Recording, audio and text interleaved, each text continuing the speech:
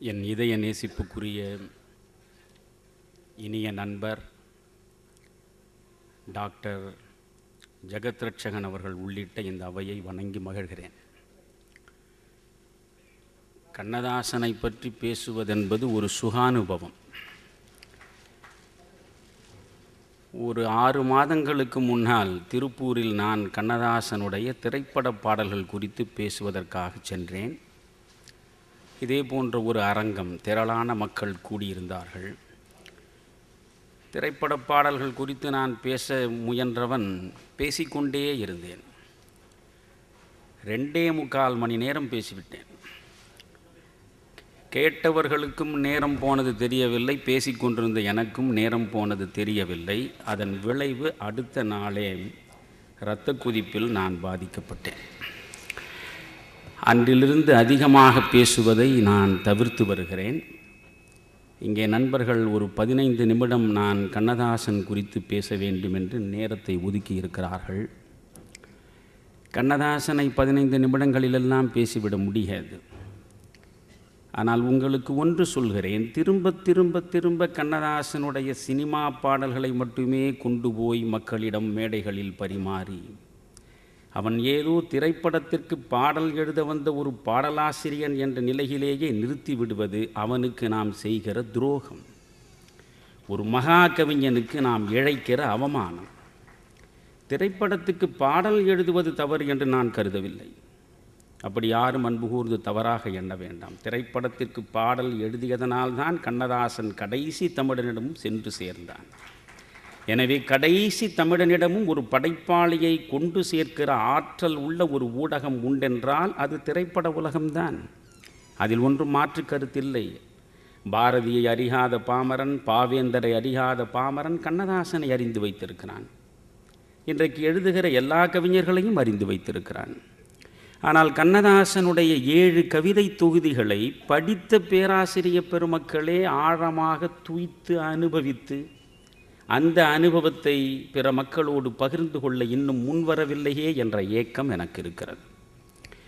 கண்ணதாசனுக்கு நிகராக திரைப்பட பாடல்கள் எழுதுவதற்கு இனி ஒருவன் இந்த மண்ணில் பிறக்க வேண்டும். சாமரம், பூமரம், ஆவணி, தாவணி என்று எழுதி கொண்டிருக்கலாம். ஆனால் கண்ணதாசனுக்கு நிகராக எழுதுவதற்கு இனி ஒருவன் பிறக்க வேண்டும். எதையும் நெஞ்சில் பட்டதை நேர்படச் சொல்லி பகையை வளர்த்து கொள்கின்ற பண்பு எனக்கு உண்டு. அதனால் சொல்கிறேன், கண்ணதாசனுடைய 7 கவிதை தொகுதிகளை அன்பு கூர்ந்து படியுங்கள். பாரதி கவிதையை எளிமையாக்கினான். அவனை விட பாரதிதாசன் இன்னும் எளிமையாக்கினான்.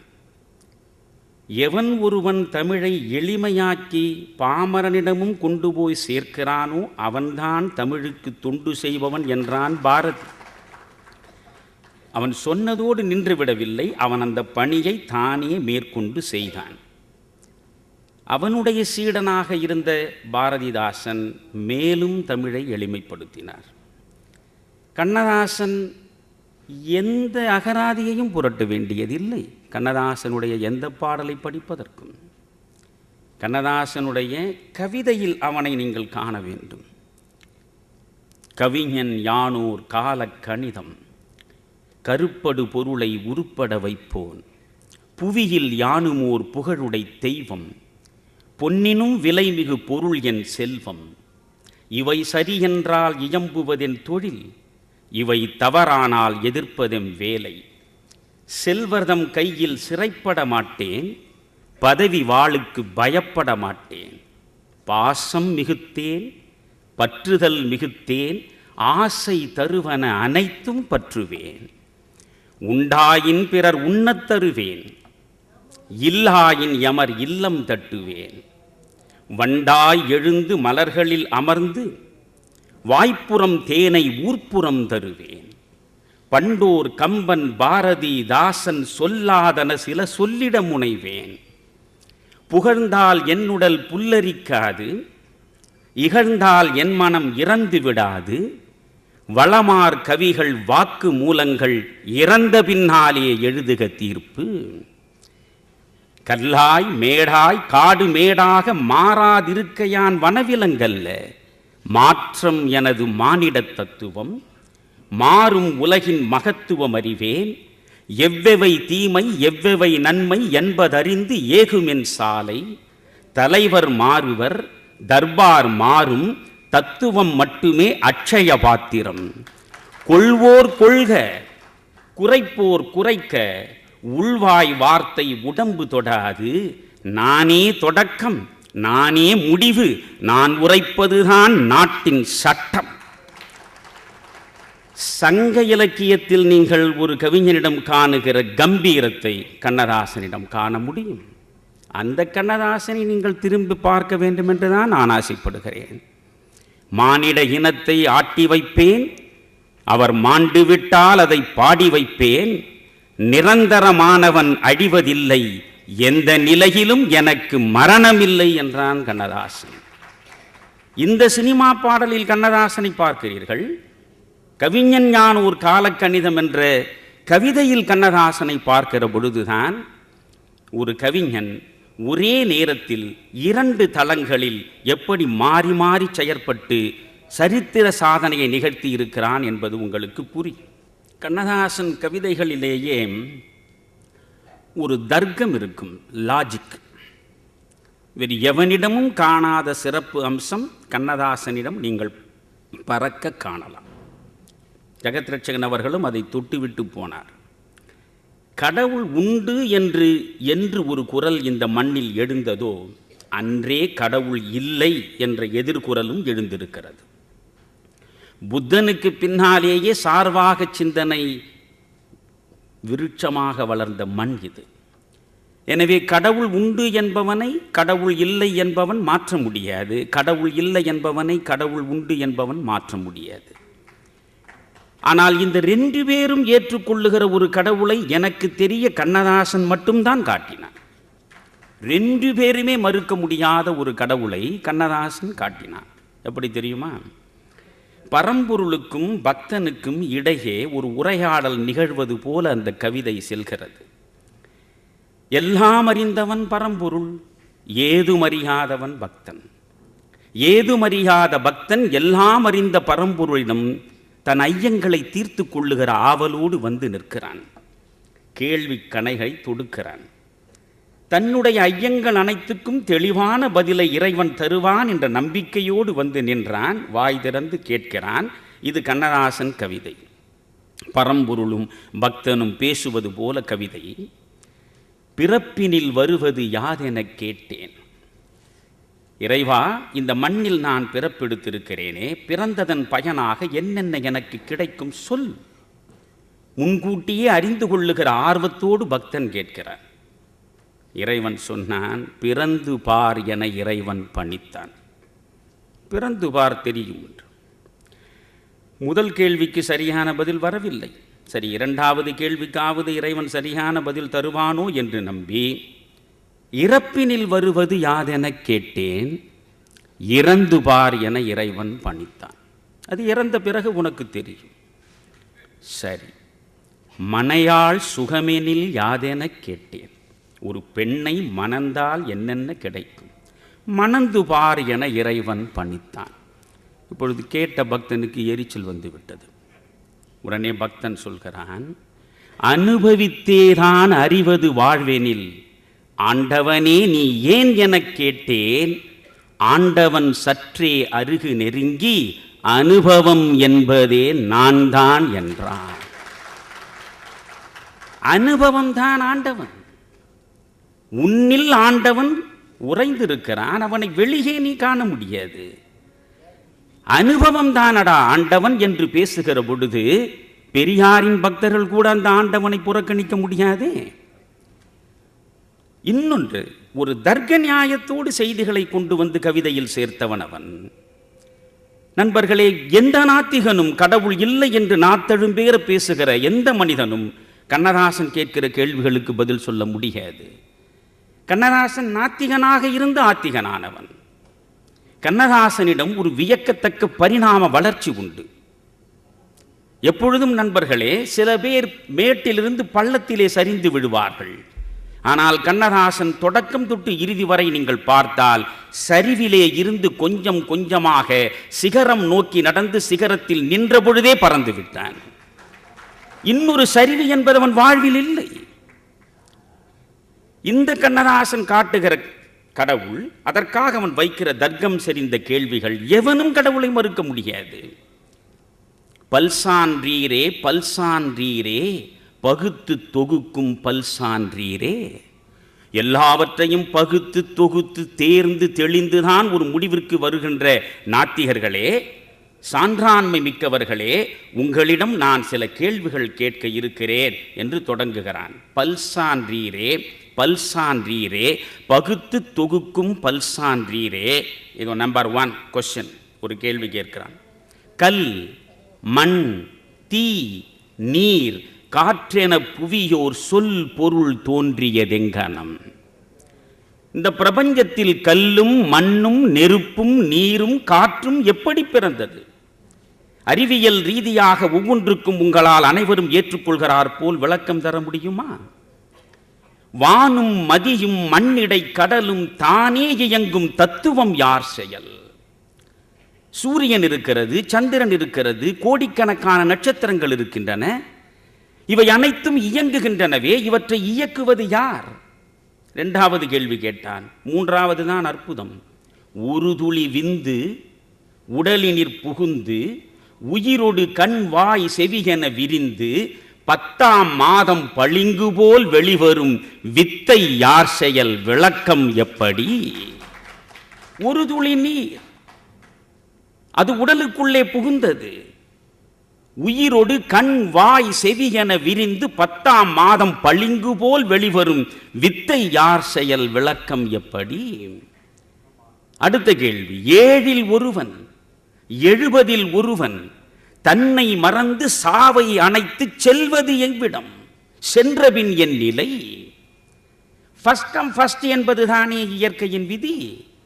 முதலில் வந்தவருக்கு முதலில், அடுத்து வருபவருக்கு அடுத்து என்பதுதானே. தந்தை இறந்த பிறகுதானே தனையன் இறக்க வேண்டும். அண்ணன் மறைந்த பிறகுதானே தம்பி மறைய வேண்டும். ஆனால் அண்ணன் இருக்கிறான், தம்பி செத்து போகிறானே. தகப்பன் இருக்கிறான், பிள்ளை செத்து போகிறானே.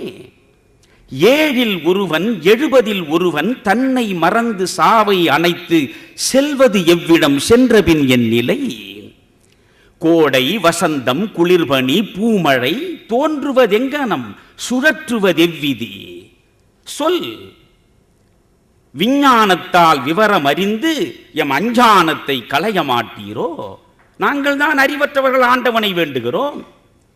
நீ அறிவில் சிறந்தவனாயிற்று, உனக்கு ஆண்டவனே கிடையாதே. எல்லாவற்றையும் தேர்ந்து தெளிந்து பகுத்து பார்த்தல்லவா முடிவிற்கு வரக்கூடியவர்கள். என்னுடைய இந்த கேள்விகளுக்கு பதில் சொல். விஞ்ஞானத்தால் விவரம் அறிந்து அஞ்ஞானத்தை அகற்ற மாட்டீரோ? அடுத்த கேள்விதான் இறுதி முடிவு. அழகு. சந்திர மண்டலம் தெளிந்த ஞானம் சாவை தடுக்க சக்தி இல்லாததே. சந்திர மண்டலத்தில் கால் வைத்து விட்டால் இப்பொழுது செவ்வாய் கிரகத்திலே போய் ஃபீனிக்ஸ் அங்கே ஆய்வு நடத்தி கொண்டிருக்கிறது. எல்லாம் சரி. இந்த மண்ணில் மனிதனாக பிறந்தவன் இறப்பே இல்லாமல் வாழ்வதற்கு வழிகண்டாயிற்ற. சாவு என்ற ஒன்று இருக்கிற வரையில் இறைவன் என்ற ஒருவனுடைய இருப்பை எவனும் மறுக்க முடியாது. இதுதான் கண்ணதாசன். கண்ணதாசனுடைய சிறப்பு என்ன? உணர்ச்சி பாடல், தன் உணர்ச்சி பாடல்கள். ஆங்கில இலக்கியத்தை நீங்கள் பிரித்தால் லிரிக் என்று சொல்வார்கள். கண்ணதாசன் 55 வயதில் மறைந்து போனான், உண்மைதான். ஷெல்லி 40 வயது தாண்டவில்லை, கீட்ஸ் 40 வயது தாண்டவில்லை, பைரன் 40 வயது தாண்டவில்லை, பாரதி 40 வயது தாண்டவில்லை. மகா கவிஞர்கள் அத்துணை பேரும் நீண்ட நெடுங்காலம் இந்த மண்ணில் இருக்க வேண்டிய அவசியம் இல்லை. அவர்களுடைய படைப்பினுடைய அவதார ரகசியம் முடிந்து விடுகிறது. அடுத்த கணமே அவர்கள் விரைந்து சென்று விடுகிறார்கள். நீங்கள் லிரிக் என்கிற இந்த தன் உணர்ச்சி பாடல்களுக்கு ஷெல்லியும் கீட்ஸும் ஆங்கில இலக்கியத்தில் அவர்கள்தான் ஒரு வடிவம் கொடுத்தவர்கள். அந்த ஷெல்லியையும் கீட்ஸையும் முற்றாக அறிந்ததனால் தமிழில் பாரதி இந்த தன்னுணர்ச்சி பாடல்களுக்கு ஒரு தோற்றம் கொடுத்தான். பாவேந்தர் ஒரு தோற்றம் கொடுத்தார். தன்னுணர்ச்சியிலேயே புறத்தன்னுணர்ச்சி, அகத்தன்னுணர்ச்சி உண்டு. அகத்தன்னுணர்ச்சியில் கண்ணதாசனுக்கு இணையாக பாடுவதற்கு எவனும் பிறக்கவில்லை. சங்க இலக்கியம் தொட்டு தேர்ந்து தேர்ந்து படித்த நான் இதை தெளிவாக சொல்கிறேன். நீங்கள் பாரதியை எடுத்துக்கொண்டால் எங்கோ ஒரு கரும்பு தோட்டத்தில், பிஜி தீவில், கண்ணற்ற தீவில், அங்கே இருக்கக்கூடிய தமிழன், அங்கே இருக்கக்கூடிய இந்தியாவிலே இருந்து சென்றவன் கண்ணீர் விட்டு கலங்கி நிற்பதை இங்கே இருந்து கற்பனையிலே பார்க்கிற பொழுதே இருதயம் முழுவதும் ரணமாகி போய் எழுதுகோல் எடுத்து எழுதுகிறான். கரும்பு தோட்டத்திலே அவர் கால்களும் கைகளும் சோர்ந்து விழும்படி வருந்துகின்றனரே, இந்து மாதர்தம் நெஞ்சம் கொதித்து கொதித்து மெய் சுருங்குகின்றனரே, அவர் துயர்களை தீர்க்க ஓர் வழியிலையோ ஒரு மருந்து இதற்கிலையோ, செக்கு மாடுகள் போல் உழை தேங்குகின்றார் அந்த கரும்பு தோட்டத்திலே. நாட்டை நினைப்பாரோ, எந்த நாளினி போயதை காண்பதென்றே தங்கள் வீட்டை நினைப்பாரோ, அவர் விம்மி விம்மி விம்மி அழும் குரல் கேட்டிருப்பாய் காற்றே, அவர் விம்மி அழவும் திறங்கெட்டு போயினரே என்று எங்கோ ஒரு தமிழன் கரும்பு தோட்டத்தில் கண்ணற்ற தீவில் கண்ணீரோடு நிற்பதை இங்கே இருந்து பார்த்து பதைத்து பதைத்து எழுதுகிறானே, அதுதான் புரட்சார். இளம் பருவத்திலேயே ஒரு விதவையாகி விடுகிற சூழல் வருகிற பொழுது அந்த விதவைக்குள்ளே தான் நுழைகிறான். ஆங்கிலத்தில் சிம்பத்தி என்று ஒன்று உண்டு, எம்பத்தி என்று ஒன்று உண்டு. சிம்பத்தி என்பது அவனுடைய துயரம் கண்டு இங்கே இருந்தபடியே நான் இறங்குவது. எம்பத்தி என்பது அவனுக்குள்ளேயே நான் சென்று அவனாகவே மாறி அவனுடைய துயரை என்னுடைய துயராக உணர்வது. அந்த எம்பத்தி தான் கரும்பு தோட்டத்திலே பாரதியை பாட வைத்தது. அந்த எம்பத்தி தான், நண்பர்களே, நீங்கள் என்னை பார்த்தால் தான் பேசுவேன். ஏனென்றால் என்னை பொறுத்தவரையில் பேச்சு என்பது ஒரு தவம். டிஸ்கோ சாந்தி எந்த மேடையிலும் ஆடலாம், அது ரெக்கார்ட் டான்ஸ். பத்மா சுப்பிரமணியம் பரதநாட்டியம் ஆடுகிற பொழுது ஒவ்வொரு முத்திரையும் முக்கியமானது. ஆனால் எம்பத்தி என்று நான் சொன்னேன். ரொம்ப செறிவான விஷயங்களை சொன்னால் கூட நம்முடைய மக்கள் ரொம்ப சாதாரணமாக திசை திரும்புவது தான் எனக்கெல்லாம் வருத்தம். அதனால் தான் மேடைகளையே புறக்கணிப்பது என்று நான் முடிவில் இருக்கிறேன். சிம்பத்தி எம்பத்தி என்பதில் எவ்வளவு விஷயம் இருக்கிறது. அந்த எம்பத்தி பாரதியை இயக்கியது. அந்த எம்பத்தி தான் பாவேந்தரை ஒரு விதவை, இளம் விதவையை பார்க்கிற பொழுது எவனப்படி கண்ணீர் விட்டான் யோசித்து பாருங்கள். எனவே இந்த பாவேந்தருக்கும் பாரதியாருக்கும் தன்னுணர்ச்சி பாடல்களின் சிகரம் வரையில் அவர்கள் சென்றார்கள். அது புறச்சார்பு தன்னுணர்ச்சி. கோரிக்கையற்று கிடக்குதன்னே இங்கு வேரில் பழுத்த பலா, மிக குடிகதென்றெண்ணிடப்பட்டதன்னே குளிர் வடிகின்ற வட்ட நிலா. அந்த கவிதை முழுவதையும் படித்து பாருங்கள். ஒரு கவிஞன் விதவையாகவே மாறி எழுதிய எழுத்து அது. ஆனால் கண்ணதாசனை எடுத்துக்கொண்டால் அகச்சார்பு தன்னுணர்ச்சியில் அவனுக்கு ஈட இணையே கிடையாது. அதற்கு 2 பாடல் மட்டும் நான் சொல்லி விடைபெற விரும்புகிறேன். இது அவனுடைய குழந்தையை பற்றி ஏராளமான மேடைகளில் ஏராளமான பேர் சொல்லி இருக்கலாம். ஆனால் சிலவற்றை திரும்ப திரும்ப சொல்லி ஆக வேண்டும். 6 மாத குழந்தை ஆழ்ந்த துயிலில் இருக்கிறது. குழந்தை உறங்குகிறது. குழந்தை உறங்குகிற பொழுது அதனுடைய உறக்கத்தை கலைத்து விடக்கூடாது என்று தாய்மார்கள் சொல்வார்கள். ஆழ்ந்து உறங்குகிறது, குழந்தையின் உறக்கத்தை கலைக்காது. ஏன் என்று கேட்டால் ஆயுள் குறையும் என்று சொல்வார். ஆனால் இங்கே கண்ணதாசன் ஒரு புதிய கதை சொல்கிறான். இவ்வளவும் கவிதை தான், எவ்வளவு எளிமையானது. 6 மாத குழந்தை ஆழ்ந்த துயிலில் இருக்கிறது, அதை எழுப்பாதே என்கிறான். ஏன் எழுப்பக்கூடாது? அவனை எழுப்பாதீர், அப்படியே தூங்கட்டும், ஆழ்ந்த துயிலினிலே அமைதியினை காணட்டும். அவனை எழுப்பாதீர், அப்படியே தூங்கட்டும், ஆழ்ந்த துயிலினிலே அமைதியினை காணட்டும். இப்பொழுது தூங்குவதே சுகமான தூக்கம், அவன் சுகமாக தூங்கட்டும். கண்ணை விழித்திந்த காசினியை பார்க்குங்கால் என்ன துயர் வருமோ, எங்கெங்கே அடி விழுமோ, காதல் வருமோ, காதலுக்கு தடை வருமோ, மோதல் வருமோ, முறைகெடுவார் நண்பர்களாக வந்து சேர்வாரோ, நலமிழந்த பெண் ஒருத்தி நாயகியாய் வருவாளோ, செய்ய தொழில் வருமோ, திண்டாட்டம் தான் வருமோ, வெயில் அழைத்து வரும் வியர்வையிலே நீராடி ஐயா பசி என்று அலையும் நிலை வருமோ? என்ன வரும் என்று இப்போது யார் அறிவார்? அவனை எழுப்பாதீர், அப்படியே தூங்கட்டும். சரி, ஏழ்மையிலே இருக்கக்கூடிய ஒரு குழந்தையின் கண்ணுறக்கத்தை கலைத்தால் பின்னாலே இவ்வளவு வேதனைகள் இருக்கின்றன. செல்வச் செழிப்பிலே இருக்கிற குழந்தையின் உறக்கத்தை கலைக்கலாமா? கோடிக்கு அதிபன் என குறையாது வந்தாலும், நாட்டு தலைவன் என நல்வாழ்வு பெற்றாலும், கேட்ட பொருள் அனைத்தும் கிடைத்தாலும், அவன் மாட்டுக்கும் கூட மரியாதை கிடைத்தாலும், பஞ்சனைகள் இருந்தாலும், பால் பழங்கள் உண்டாலும், சொத்துள்ள காரணத்தால் தூக்கம் பிடிக்காது. அவனை எழுப்பாதீர், அப்படியே தூங்கட்டும். என்ன அழகான கவிதை அது! எந்த நெடுஞ்சாலையிலோ எந்த பூஞ்சோலையிலோ தம்பி நடந்த பின்பு தனிமை கிடைக்காது. நம்பிக்கை, ஏமாற்றம், நடுக்கம், பயம், கோபம், வெம்பி எழுதல், வியர்த்தல், விறுவிறுத்தல், கும்பி எரிதல், கொதித்தல், துடிதுடித்தல், அம்மம்மா எவ்வளவோ அவனை எதிர்நோக்கும். அத்தனையும் தாங்குதற்கு அடித்தளங்கள் வேண்டாமா? இப்போது தூங்கட்டும் இனிமேல் எழுவதற்கு, இப்போது தூங்கட்டும் இனிமேல் அழுவதற்கு என்று பாடுகிற கண்ணதாசன். நண்பர்களே, இது தன்னுணர்ச்சியின் சிகரத்திலே நிற்கிற பாடல். ஆனால் இதில் கொடுமை என்னவென்றால், இதை குமுதத்திலே அவன் வாரந்தோறும் எழுதி கொண்டிருந்த நேரம். நீங்கள் கண்ணதாசன் கவிதை தொகுப்புகள் 7 தொகுப்பிலும் 4ஆம் தொகுப்பு 5ஆம் தொகுப்பை மறவாமல் படிக்க வேண்டும். அப்பொழுது தொடர்ந்து எழுதினானவன். அதில் அடுத்து சில நாட்களுக்குள்ளேயே அந்த குழந்தை இறந்து விடுகிறது. பேர குழந்தை தான், அது இறந்த பிறகு எழுதியிருக்கிறானே, அது எப்படிப்பட்ட கவிதை அது! முத்துமணி பல்லக்கு, முளைத்தெழுந்த சிறு கீரை, தத்தும் கிளி, தேவதாறு உதிர்த்த மலர், தேவதாறு உதிர்த்த இலை, கொத்து மலர் ஒன்றாய் கூடி சமைத்த முகம், 10 மாதம் கூட பாலன் வயதாகவில்லை, செத்து கிடக்கின்றான், சிரித்தபடி கிடக்கின்றான். மைகலையா கண்மீது மணிபதித்த சிப்பி என சின்ன இமை மூடி செல்வன் உறங்குகிறான். பூமியை விட்டு போவதுதான் சுகம் என்றோ சாமி கொடுத்த மகன் தன்னை மறந்து தூங்குகிறான். அவனை எழுப்பாதீர், அப்படியே தூங்கட்டும் என்றே நான் எழுதியதன் ஈரம் உலரவில்லை. 7 நாள் ஆகும் முன்னே இளங்கன்று தூங்கிவிட்டான்.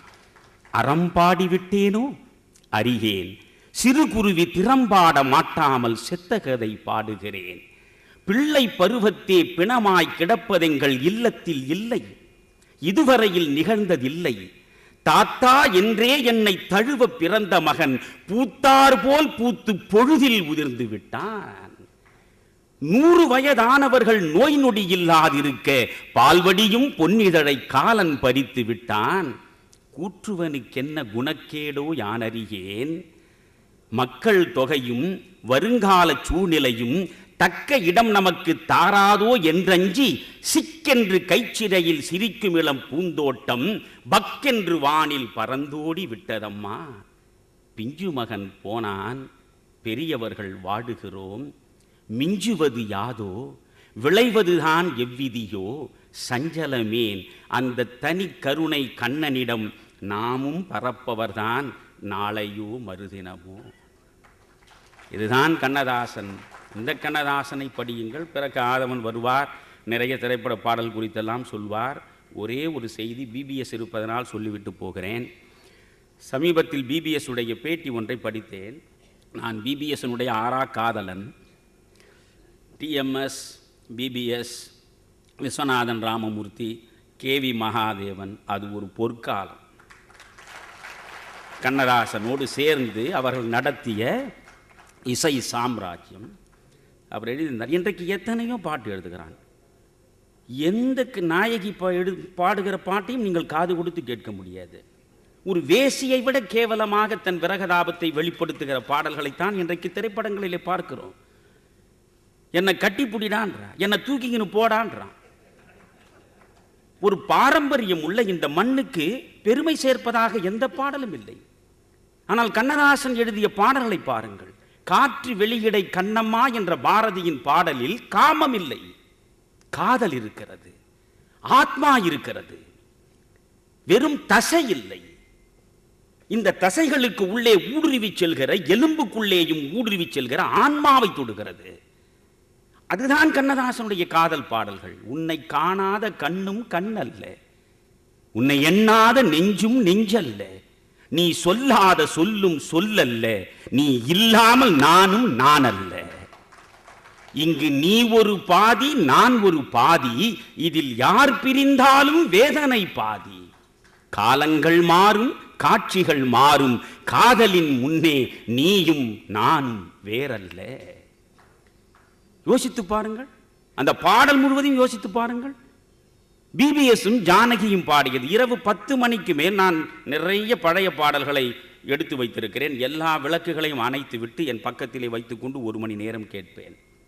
இந்த பிபிஎஸ் போலீஸ்காரன் மகளில் என்ன பாடல்கள் அது! போலீஸ்காரன் மகள் விஸ்வநாத ராமூர்த்தி தான் உட்கார்ந்து கொண்டிருக்கிறார்கள். அந்த பாடலுக்கு நிகரே கிடையாது. பொன் என்பேன், சிறு பூவென்பேன், காணும் கண் என்பேன், வேறு என் என்பேன். அங்கே காமம் இருக்கிறதா? சதை வெறி இருக்கிறதா? பொன் என்பேன், சிறு பூவென்பேன், காணும் கண் என்பேன், வேறு என் என்பேன். என் என்பேன், கலை ஏடென்பேன். இந்த பாட்டை பார்த்து, சின்ன சின்ன பறவை அன்னை அவள் மடியில் தவழ்வது போலே நான் தவழ்ந்திருந்தேன். சின்ன சின்ன பறவை அன்னை அவள் மடியில் தவழ்வது போலே நான் தவழ்ந்திருந்தேன். என்னை நீ அறிவாய், உன்னை நான் அறிவேன், நம்மை நாம் அறிவோம், வேறு யார் அறிவார்? இதுதானடா பாட்டு. இன்றைக்கு எழுதுகிறீர்களே, அதுவா பாட்டு? அதனால் தான் சொல்கிறேன், கண்ணதாசனை நினைக்கிற பொழுது வரக்கூடிய சிலிர்ப்பு இதில் வரவில்லையே. எனவே இது போன்ற பாடலை ஏராளமாக சொல்லலாம். நிறைவாக சொல்கிறேன், கண்ணதாசன் திரைப்படத்தில் இலக்கியத்தை கொண்டு போய் சேர்த்தவன். இன்றைக்கும் சந்திரபாபு குரலில், விஸ்வநாதன் ராமமூர்த்தி இசையில், நீங்கள் கவலையில்லாத மனிதனில் பிறக்கும் போது அழுகின்றாய் பாடலை கேளுங்கள். அதைவிட ஒரு சோக சுகம் அல்லது சுக சோகம் வேறு எங்கே இருக்கிறது? அது என்ன சாதாரண பாட்டா? கொஞ்சம் யோசியுங்கள். கவலையில்லாத மனிதனில் சந்திரபாபு பாடுகிற பாடல் சாதாரண பாட்டா? அதற்கு இசையமைத்த உங்கள் இருவருடைய திசை நோக்கி நான் தொழுகிறேன். கொஞ்சம் யோசியுங்கள். அதுதான் கண்ணதாசன். கண்ணதாசன் நம்பிக்கை நலிவடையாமல் திரைப்படத்திலே ஒரு எழுத்து யாகம் நடத்தினான். ஷெல்லியும் அப்படித்தான். ஷெல்லியை நீங்கள் எடுத்துக்கொண்டால் ஷெல்லி சொல்லுவான், நீங்கள் அவனுடைய சொந்த வாழ்க்கையின் அவலங்களை கொட்டி இருக்கிறான் ஷெல்லி, கண்ணதாசன் கொட்டியதை போல. Lift me as a wave, a leaf, a cloud, I fall upon the thorns of life, I bleed and born Shelley. இந்த வாழ்க்கை சோகங்களிலே இருந்து என்னை விடுவிக்க ஒரு அலையைப் போல், இலையைப் போல், மேகத்தைப் போல் காற்றே என்னை சுமந்து செல். நான் வாழ்க்கை முட்களின் மீது விழுந்து கிடக்கிறேன், இருதயம் முழுவதும் ரணப்பட்டு ரத்தம் வழிகிறது, என்னை சுமந்து செல் என்கிறான். சோகத்தை கவிதையிலே கொடுத்தவன் இன்னொருடத்தில் என்ன சொல்கிறான்? If winter comes, can spring be far behind? இன்றைக்கு நீங்கள் மழைக்காலம் என்றால் வசந்த காலம் நாளைக்கு வரப்போகிறது என்பதை மறந்து விடாதே என்றான். அதைத்தான் கண்ணதாசனிலும் பார்க்கிறேன். அவன் 1000 சோகங்களை தன்னுடைய கவிதைகளில் பதிவு செய்திருந்தாலும் கடைசி மனிதனும் எழுத்தறியாத பாமரனும் கேட்கக்கூடிய பாடல் எழுதுகிற பொறுப்பு தனக்கு இருக்கிறது என்று புரிந்தவன் எழுதினான். பிறக்கும் போதும் அழுகின்றாய், இறக்கும் போதும் அழுகின்றாய், ஒரு நாளேனும் கவலை இல்லாமல் சிரிக்க மறந்தாய் மானிடனே. அதில் அழகு, இரவின் கண்ணீர் பனித்துளி என்பர், இரவின் கண்ணீர் பனித்துளி என்பர், முகிலின் கண்ணீர் மழையெனச் சொல்வர். இயற்கை அழுதால் உலகம் செழிக்கும், மனிதன் அழுதால் இயற்கை சிரிக்கும். ஒரு பெரிய உபனிஷதத்தையே அவன் கொண்டு வந்து கொடுக்கிறான். அன்னையின் கையில் ஆடுவது இன்பம், கன்னியின் கையில் சாய்வதும் இன்பம், தன்னை அறிந்தால் உண்மையில் இன்பம். நோ தை செல்ஃப் என்பதுதான் உபனிஷதம். தன்னை அறிந்தால் உண்மையில் இன்பம், தன்னலம் மறந்தால் பெரும்பேரின்பம். இப்படி கண்ணதாசனை பற்றி பேசிக்கொண்டே போகலாம். நேரம் போகிறது, நிறைய மனிதர்கள் பேச வேண்டி இருக்கிறது. ஆக கண்ணதாசனை நீங்கள் திரும்ப திரும்ப உங்களிடம் சொல்வது, அண்ணன் என்னடா தம்பி என்னடா என்று அற்புதமாக அவன் பாடினானே, போனால் போகட்டும் போடா என்று அற்புதமாக பாடினானே என்று பேசிக்கொண்டிருப்பதனால் ஒரு மகாகவியின் முழுமையான முகவிலாசத்தை நீங்கள் அறிந்து கொண்டதாக நான் நம்பவில்லை. எனவே கண்ணதாசனுடைய கவிதை எளிமையானது. அவனுடைய கவிதைக்குள்ளே நீங்கள் செல்ல வேண்டும். கண்ணதாசனின் விஸ்வரூப தரிசனத்தை இந்த தமிழகம் இனியாவது கண்டு உணர வேண்டும் என்று சொல்லிவிட